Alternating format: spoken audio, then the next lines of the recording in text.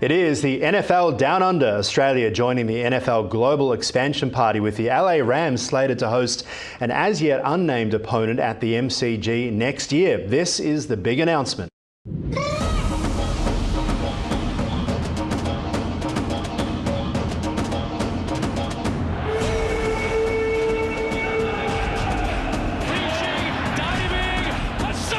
To the end zone!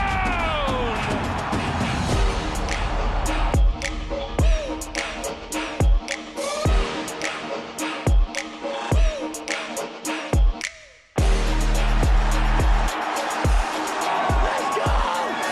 Play together, one heartbeat, one play at a time. Let's go get this win.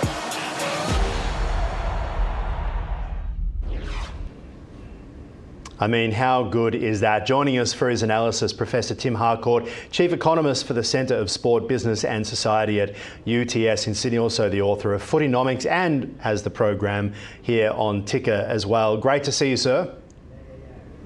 Good morning. Yes, very exciting times for the NFL and for Melbourne and Australia. Yeah, well, why do you think the NFL is choosing Australia given the time zone? You've got to feel for these poor players, a 16-hour flight to get here, to perform, to get back, but it must be worth it for the NFL.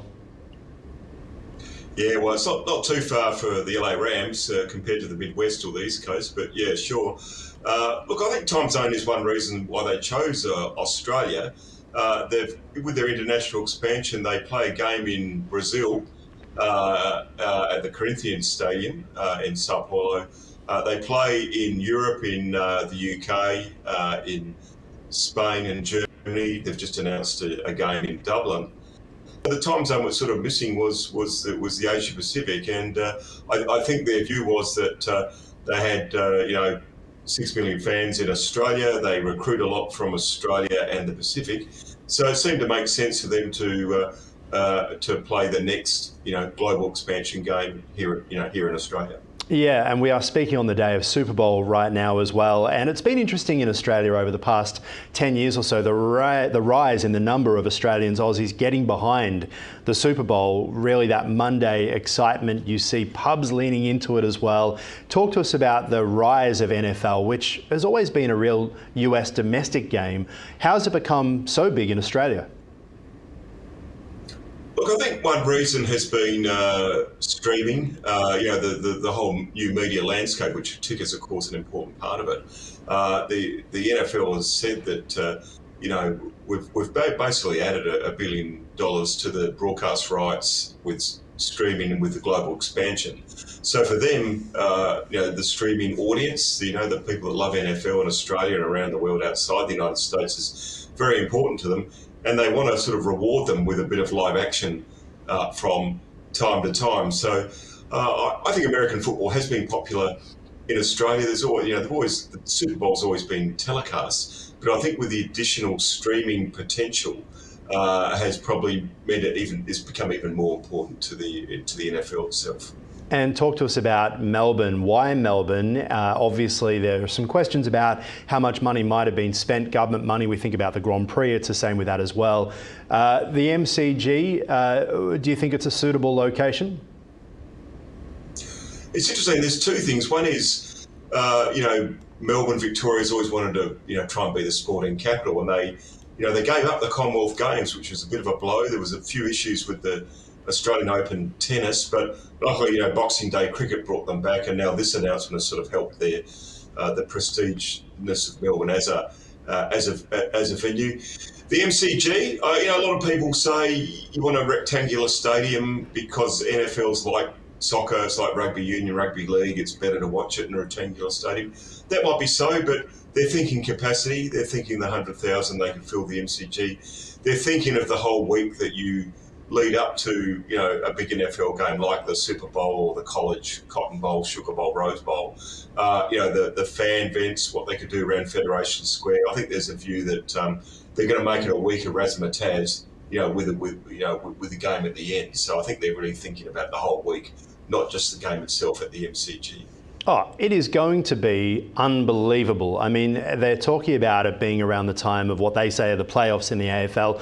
We call them the finals, but listening to the boss of the NFL explaining the reasons why and why now, and he's saying to ESPN in an interview over the weekend that this was something that they had wanted to do for a very long time, but now Australia's ready. And you do mention the rectangular stadium, and there is Amy Park just across the road, but that capacity, I mean, it's the MCG. You look at the Taylor Swift concert. I mean, it's one of those things that when you play at the MCG, the players remember it for their entire lives. No, there's no doubt about that. And a lot of the Olympic Games are held at the MCG, and a lot of the soccer players that come out here from Liverpool, Manchester United, and so on, they talk about the experience of coming to the MCG. So it is an iconic stadium for many reasons, and I don't see how you could not have it at the stadium at the MCG once Melbourne got the rights. So I think that's been very important. I'm told it cost $15 million. Apparently, Katy Perry got $5 million for singing 4 songs at the AFL Grand Final last year. So on that grounds, maybe it's not a bad deal. Yeah, well, I mean, I think we pay you about that much to appear on Ticker every Monday, don't we? So something similar to that anyway. But when we talk about the reason why they're coming to Melbourne, and to Australia, is it to attract new fans, do you think, for streaming? Obviously, a really big conversation happening in the world of media streaming at the moment. We saw it with the NFL doing the Christmas Day match last year with Beyonce, with that incredible performance, is that they're locked into these traditional TV deals with Fox Sports and ESPN, and each of the networks get a night or two each as well in America. But by creating new games can become a way to get Amazon and Netflix and Apple into the fold, and these tech companies are the ones with the big money. Do you think that is the reason why they're looking overseas, because these streamers are global?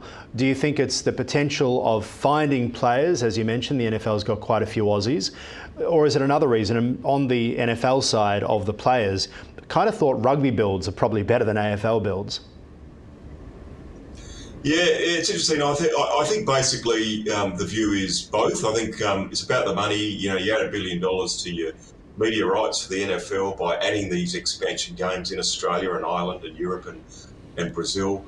Secondly, you reward the NFL fans in Australia and Brazil and other countries. And thirdly, you're right, Aaron, there's a lot of talent coming out of Australia. We saw Eddie Maguire's son, Joe, kicking for Ohio State in the college, and Matt Randell's son kicking for Notre Dame. The Philadelphia Eagles have got an Australian player today. So there is a bit of talent coming out of Australia, New Zealand and the Pacific. I think some people want to play AFL, some people want to play rugby league or rugby union, but there are some, particularly young men of maybe Pacific origin who the NFL's a pretty good option. So I think the talent pools of Australia are attractive to the NFL, and there is an academy up on the Gold Coast for kids from Australia, New Zealand and the Pacific to have a go. So I think the talent pathways are part of it, but it's mainly about the new media. Yes, very good point. I want to ask you, though, about the politics of this. You touched on it earlier about the Victorian government has a massive debt, close to $200 billion at the moment. There's a lot of concern about the state's credit rating, that it may be downgraded again. We're expecting a horror budget so bad that they're actually holding it off until after the federal election to try and presumably help the Labor Prime Minister. So how responsible is it to be forking out for a foreign football match? Obviously, you have to wonder what would be more upsetting to a Victorian, seeing the Victorian government paying the NFL to play at the MCG, or watching Sydney get it instead and watching it there at Stadium Australia. What's your view on the politics behind this, and what does history show us about value for money? Yeah, look, you're right. I mean, I lived in Melbourne when Sydney got the Olympics, and Melbourne had missed out 4 years before. So I know that there's a lot of rivalry. Look, I think what I imagine the Victorian government would say that the tourism potential is pretty good. One thing the NFL did say is that they're looking to travelling fans. They see this as a big tourism promotion. And we're not quite in the days of Paul Hogan and Crocodile Dundee, where every American wanted to come to Australia for their next holiday. But as the NFL said, Americans still regard Australia as a top, safe destination to go to where they feel welcome, and particularly football fans, when they survey them, NFL fans, they particularly love Australia. So I imagine that part of the justification would be a pretty good tourist promotion, not just for Americans, but also for other parts of Australia, New Zealand, the Pacific, who, it's their big chance to go and watch an NFL game. All right, the question that's been burning on my mind, final question, is about the AFL here. They've kind of got a state which is very multicultural, obviously Melbourne and Victoria being the home heartland of the AFL, used to be the VFL, went national, but now they've got competition from all sides. They've got soccer. You drive around Melbourne suburbs on a weekend and that's what you're seeing people playing. The NFL now rocking up at the MCG around finals time. Is this going to be a massive threat? Because I've got to be honest, I'm so excited about buying a ticket to the NFL to see that American-style entertainment at the MCG than sitting in a soggy seat eating a soggy pie watching 4 really long quarters of a game I'm not really into. Does the AFL have to pick up its game? Is this a chance for Australian sport to, I guess, for fans to get a taste of what it's like? I mean, if you go to a sports event in America, it's massive. There is an arena in Phoenix where they have a pool that you can swim in while watching the game. You've got the Wynn Casino has a massive nightclub there at the Dome in Las Vegas where there's a nightclub as you're watching the game. It's not quite like that when you go to the MCG at the moment. Oh, gee, I've been almost 30 grand finals at the MCG, Aaron. I reckon they're pretty good. Oh, yeah, but the grand final is amazing. I'm talking about the week in, week out games. You don't get Katy Perry at every event, whereas every NFL event is a major event. Yeah, it's interesting. I think in terms of timing, Aaron, I mean, this game for the Rams is scheduled in October after the AFL finals are done and dusted. So I think the AFL is actually pretty supportive of this game. It's no threat to them. It's a different time of the season, and it's just another chance to promote, sport and promote Melbourne and Australia. I think they would. I think they're a bit tougher with some of the domestic sports that are, potential rivals. But I think they wouldn't see the NFL as a particular rival. And in some ways, they learn a lot from the NFL. I know that the Tasmanian team, the expansion teams, looked a lot towards the Green Bay Packers as a model for how Tasmania is going to come into the league. So the NFL-AFL links are pretty good. Having said that, I mean, going to the Sydney Swans at the SCG is pretty razzmatazz now. It's not quite Dr. Edelson days, but they get a full house. So I'm finding that watching AFL around the country, the fan experience is great. It's great at Adelaide Oval with Gather Round too. So I might have to take you to a game at Adelaide Oval or the SCG, Aaron, to give you a good impression of home and away AFL. All right, well, you're on for that one. That's interesting about October. I had read September in the lead up to the finals was what the CEO said. Perhaps there has been a change there. My late grandfather used to say to me his least favourite month of the year was October. And I said, why? And he said, because the footy has ended and the cricket hasn't started. So at least there would be something for fans to watch in October. Appreciate your time as always, sir. Yeah, thanks, Aaron. Good on you, mate.